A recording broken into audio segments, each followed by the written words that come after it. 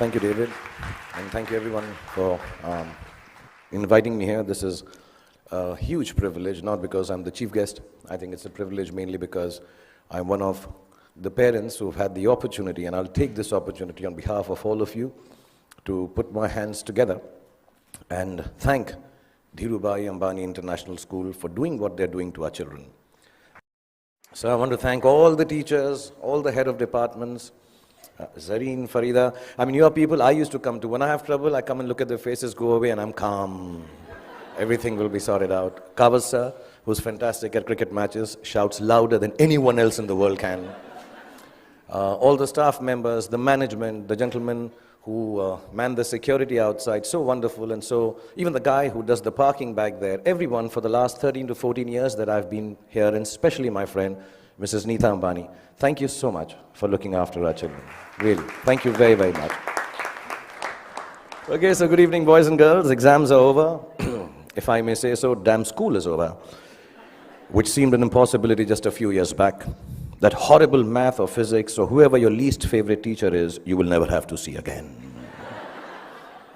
That PE coach who was always out to get you is done and dusted. I know everybody's looking there. You want to party now, relax, hang out with the beautiful friends you've made in the last 13 years, 14 or some less. The last thing you really want to do is sit here and listen to someone give you advice on life lessons and what the future holds for you. And to top it, my qualification to be doing this is zilch, nada. Not at all, nothing.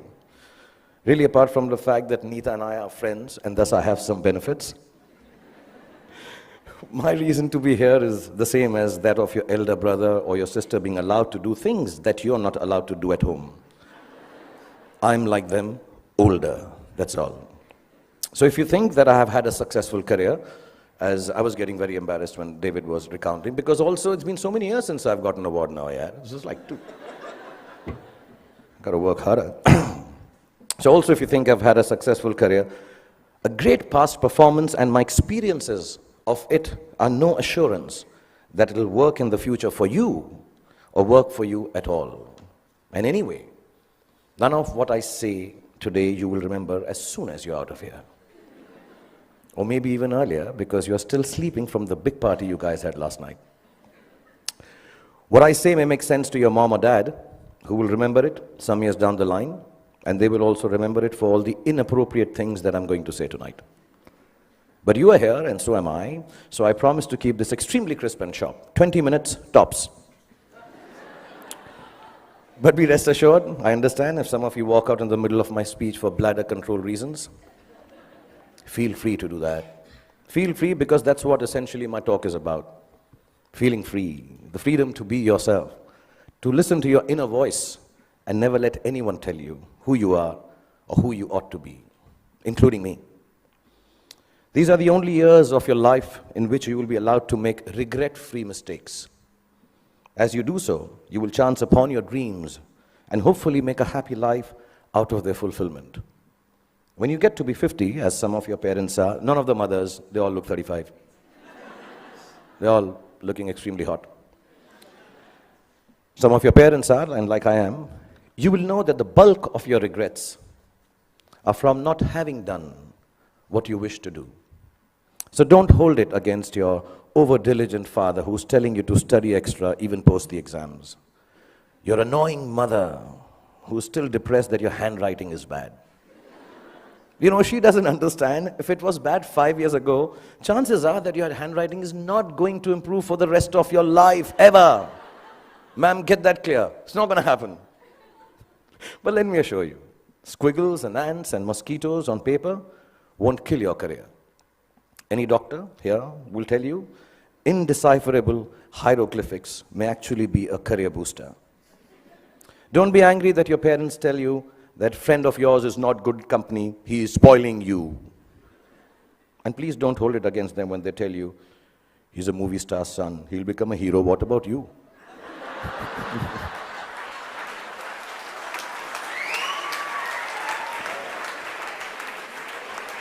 I mean, let me assure you, movie stars, sons and daughters also have to work.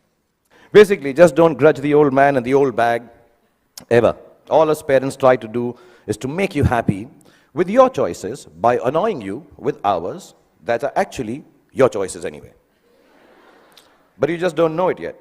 Your hormone levels are too high for you to understand this confusing logic. All you want to be is yourselves, and you're quite sure you know what that is. And I'm here tonight on your side only to confirm your conviction as you set forth into the big bad world from the loving shelter of Mrs. Neeta Ambani and all these wonderful and beautiful and warm teachers and faculty who have nurtured you to embark on your own journey through life. I was talking about parents because I think tonight is about parents. So I'm going to tell you something about my parents. My mother was top class. She was really cool. She loved me unconditionally, was beautiful, like all mothers are, and believed I will be the most famous man in the world, and I could do no wrong. In Delhi, they say, "Hamara bachcha na is like the apple of my eye." Some Punjabi ladies make it bigger, like the pineapple of my eye. So I was the pineapple of my mother's eye.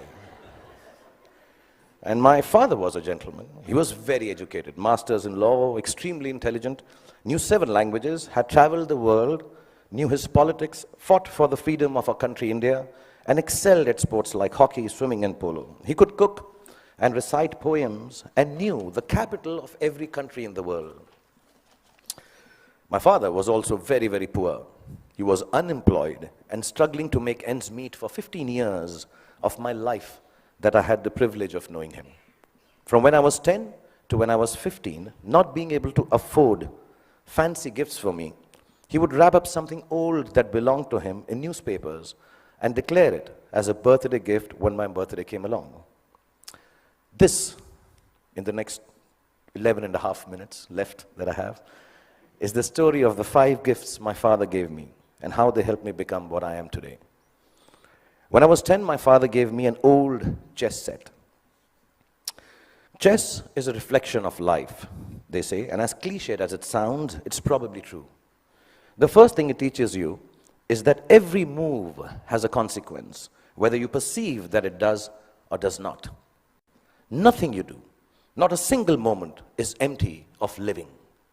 So think of things through, not always, but often enough. Often enough, so your life does not feel as black and white and as uniform as the squares on a chessboard.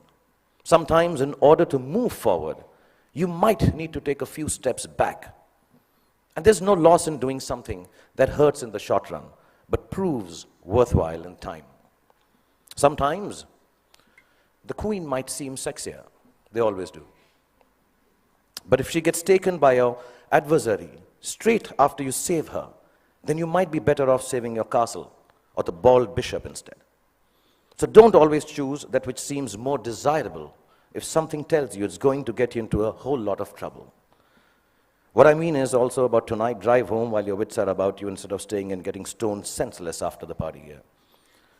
You can't get anywhere in chess if you don't look out for the little ones around you, the small pawns. Life is like that too. If you forget the smallest of your people or become foolish enough to imagine that the little graces you are given are of no value, you end up nowhere. When you look around you, learn to notice all the tiny little things that make your existence privileged and special. Just the fact that you are here, in this very moment, at this fantastic school, in the company of such adoring parents, is the product of immense love, hard work, and sacrifice on the part of many people present here. Taking your blessings for granted is the most ungracious stupidity, both in chess and in life. Then there's what they call, I don't know how to pronounce it, but sounds very cool, the Zugzwang. The Zugzwang, yeah. It's a really cool word. It sounds like a Chinese aphrodisiac. Zugzwang.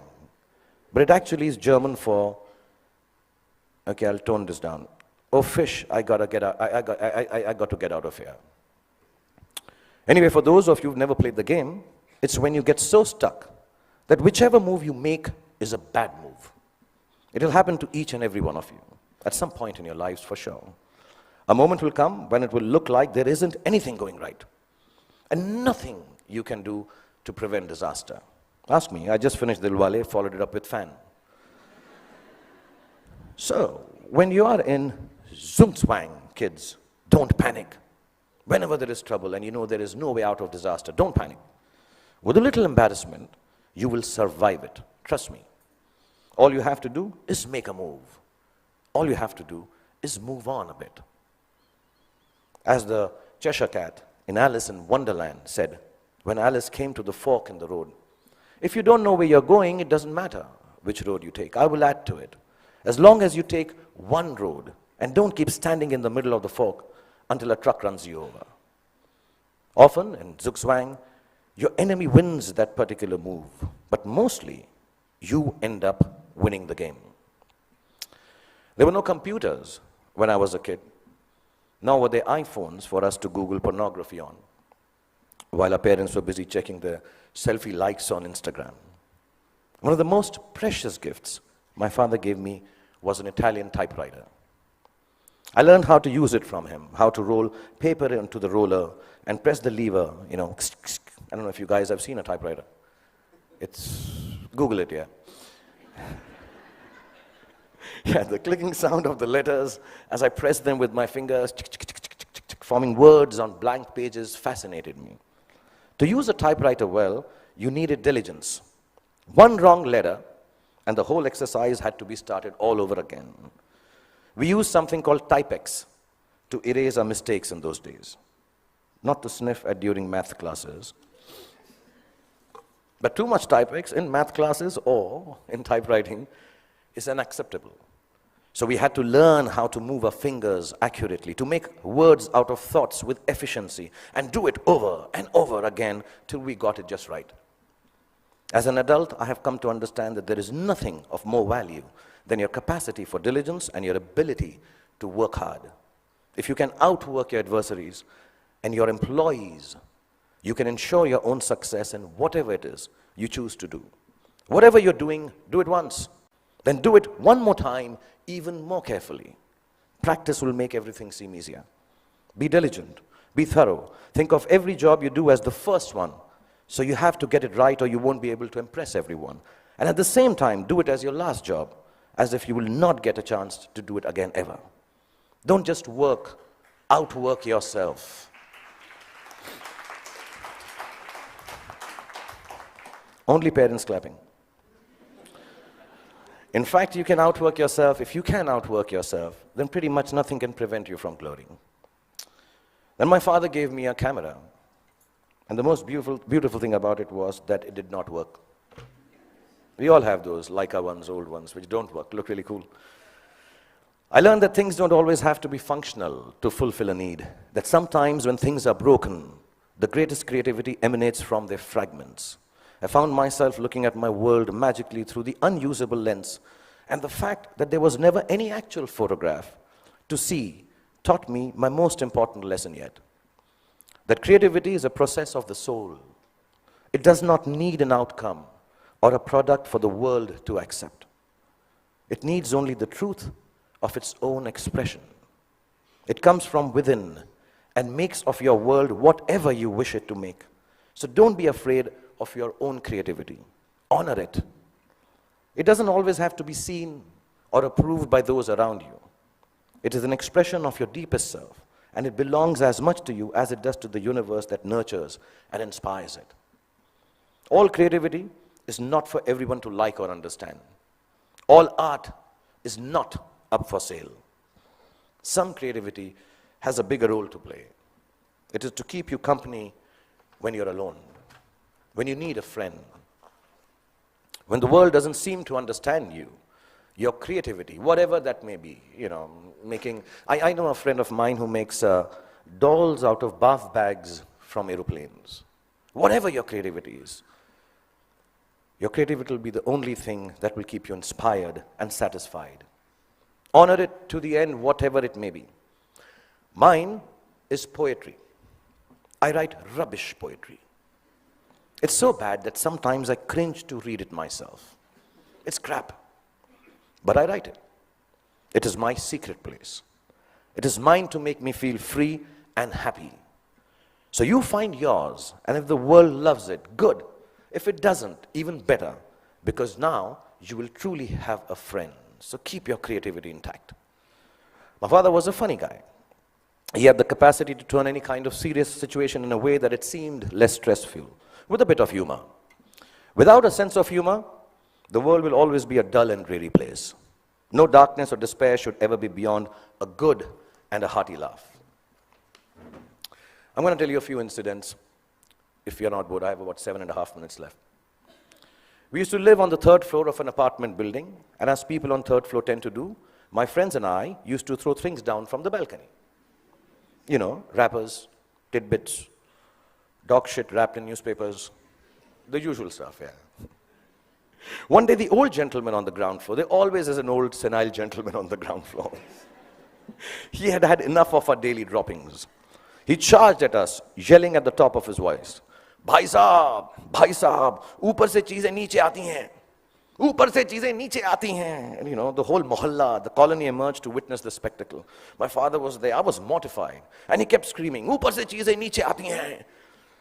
And my father calmly looked at him and said, चाचा जी, ऊपर से चीजें नीचे आती हैं, ये Newton ने बहुत सालों पहले बताया था.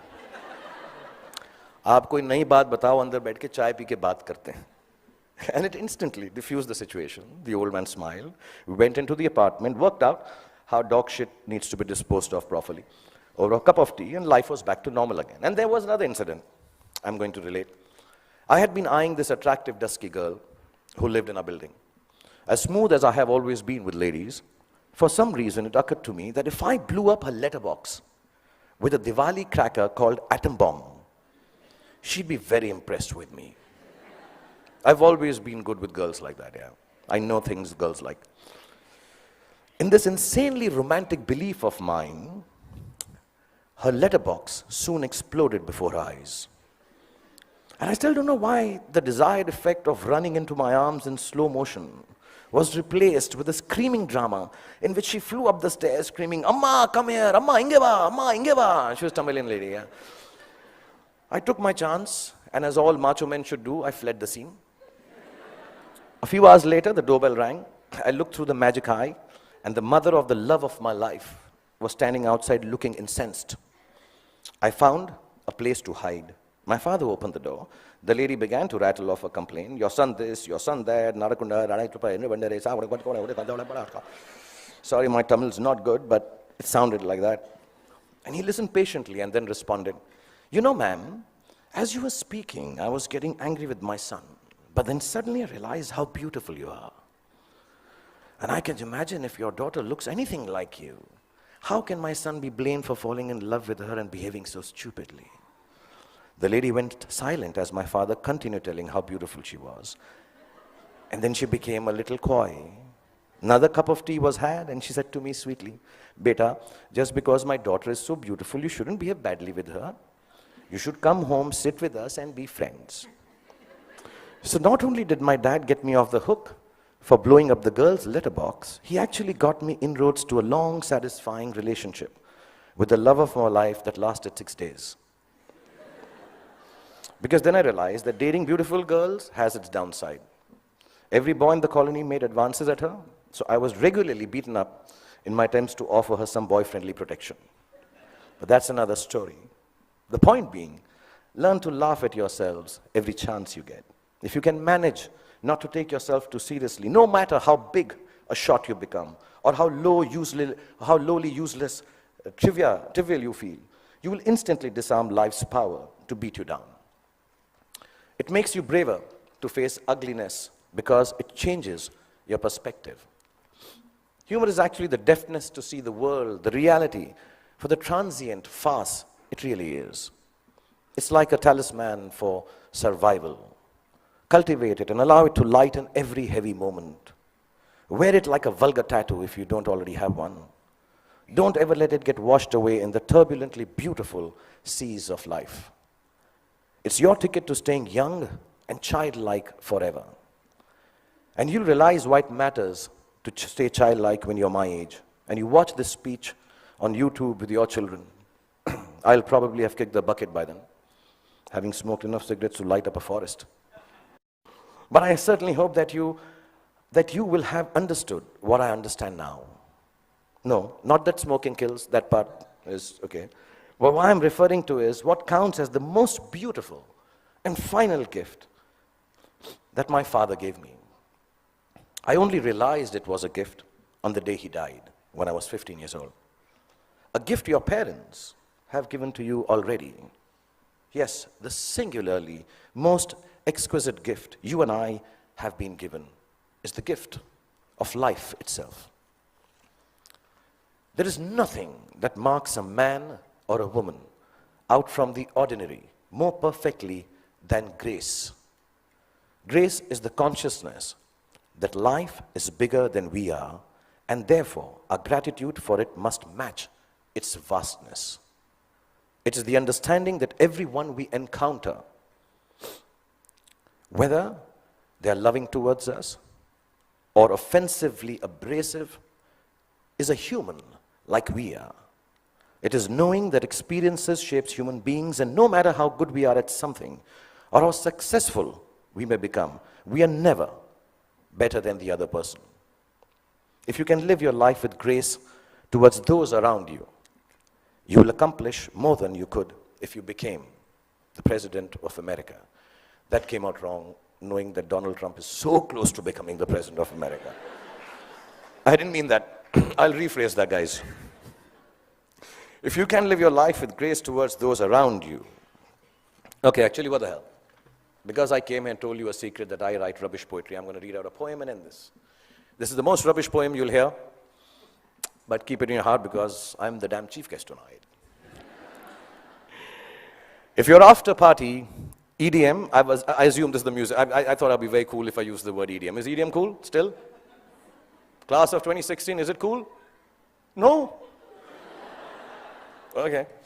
If your after party EDM stone sunrise has found you, with dog-shipped wrappings and friends that will not confound you, and you start on this journey with a brave heart about you, if you live life with grace towards those around you, you'll get where you have to, and it won't astound you.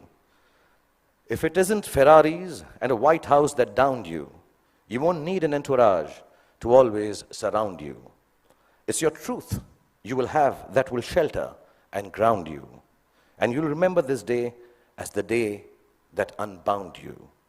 From the walls of this beautiful school and the teachers, exams and all the rules that sometimes seem to hound you.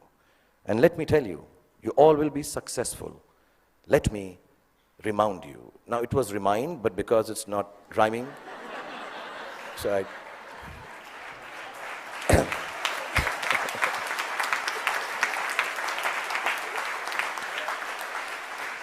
So boys and girls, go forth, be free, have fun, make wrong choices, make mistakes. You will still succeed because the gift of education you have from this wonderful institution called Dhirubhai Ambani International School. The love Neeta has given you and the genes that your parents have provided you with will always look after you. And when you succeed, don't forget to thank your least favorite teacher because he or she actually cared for you the most. Love you all and be happy. Thank you.